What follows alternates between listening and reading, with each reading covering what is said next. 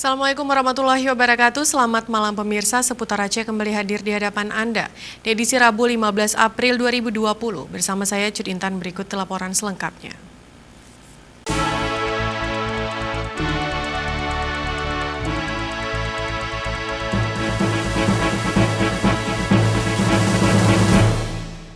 Pemirsa, Dewan Perwakilan Rakyat Kota Banda Aceh mengapresiasi kontribusi yang diberikan oleh Lembaga Jasa Konstruksi LPJK Provinsi Aceh atas penyerahan sekaligus pemasangan tempat cuci tangan wastafel portable di beberapa pasar di Kota Banda Aceh.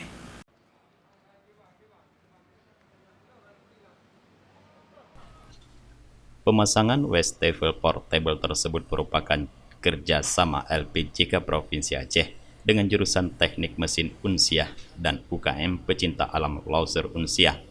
Ketua DPRK Banda Aceh, Faridnya Umar mengaku pihaknya bersyukur di mana banyak pihak tergerak hatinya dan berkontribusi nyata dalam menangani pencegahan penyebaran virus corona atau COVID-19.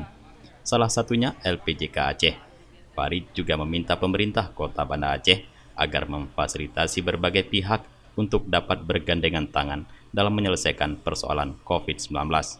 Pasalnya selama ini banyak pihak yang ingin berkontribusi dan menyumbang dalam pencegahan penyebaran COVID-19 di Kota Banda Aceh.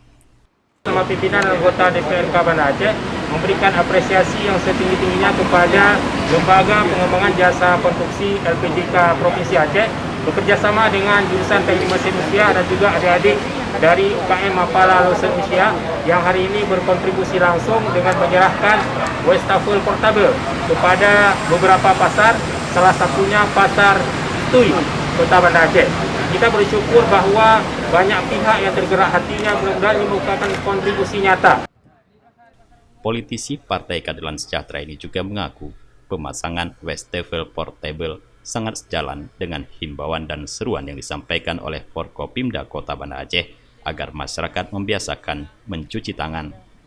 Adapun wastafel portable dipasang di Pasar Tui 1 unit, di Pasar Aceh 1 unit, dan di Pasar Gemilang Kampung Baru Kota Banda Aceh 1 unit.